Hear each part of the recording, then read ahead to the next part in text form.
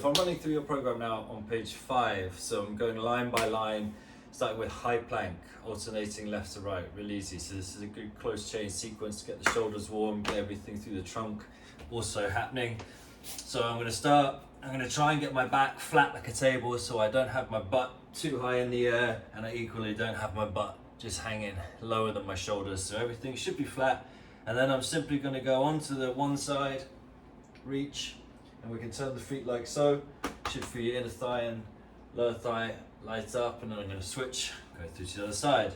Important to note, I'm pushing through the ground throughout, so I'm not just resting on the shoulder, but I'm actively driving away from the ground, and I'm taking long, controlled breaths in and out as I do so. Kneeling lunge with overhead leans. So we start kneeling and then we finish on our feet. So if I'm starting on this side, my knee is down and underneath the hip, and then I'm going to try and curl my pelvis underneath a little bit. And all that's going to happen as I do that, and you can do that by clenching your butt, is you're going to immediately feel this hip flexor switch on where we're a little bit tight. And then I'm going to take the arm up overhead and I'm going to lean over to the side, nice and controlled. And at the first point of resistance, we're just going to hang out for a second, come back to center, deep breath in, and then going over again. Maybe do this a few times on one side until we're feeling that hip flexor loosen off. Switch it over, go on to the other side. Kneeling lunge with rotation. I'll show you this on the left. So again, I'm kneeling, and instead of going up and over, what I'm going to do is go out and to the side. And I'm going to reach back with the left and try and get my torso to be parallel with my mat this way, but not allow the hips to twist and turn out position. So I'm trying to lock the hips in place and get the rotation. And again, we're going to get a nice little stretch through here.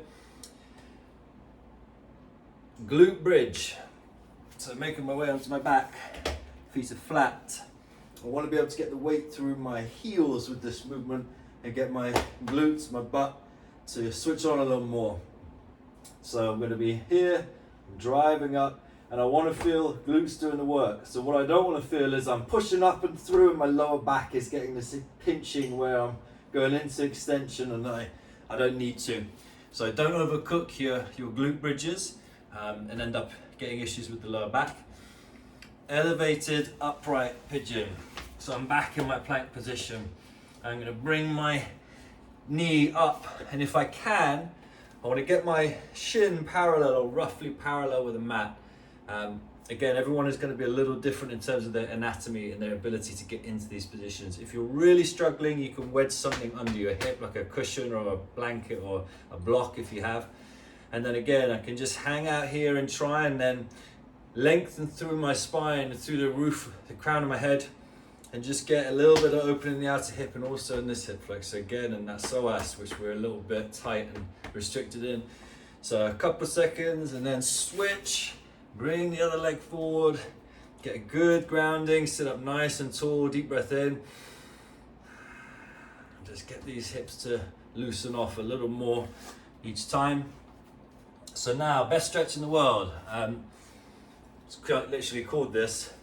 I'm kind of going into my plank position again, and now I'm going to bring one leg up, and I'm in this sort of long lunge position. And if I can get my knee really into my chest, and then turn and drive off the floor and reach for the sky. So I've got a lot going on here through my outer hips, through my shoulder, the torso, through the hip flexor on this side as well. So good stretch for your lower back. There's a lot happening. And I'm going to switch, bring the other leg up and go that way. But I'm also getting this movement happening a little bit more control and strength. So strengthening the hip flexors, getting that motion of bringing the knee up as we would do with running, a little bit more comfortable. If I'm moving onto my feet now, runner's lunge with a lean. So similar to the first exercise, except now I'm actually going to support my own weight. And I'm going to come forwards into a little bit of a longer lunge, try and keep my feet flat, and then maybe take that same lean, see if that's feeling any better, and I've got a little bit more resistance in the legs now, and then I can switch and get that next side working. So again, I'm just looking to lengthen and switch everything on now.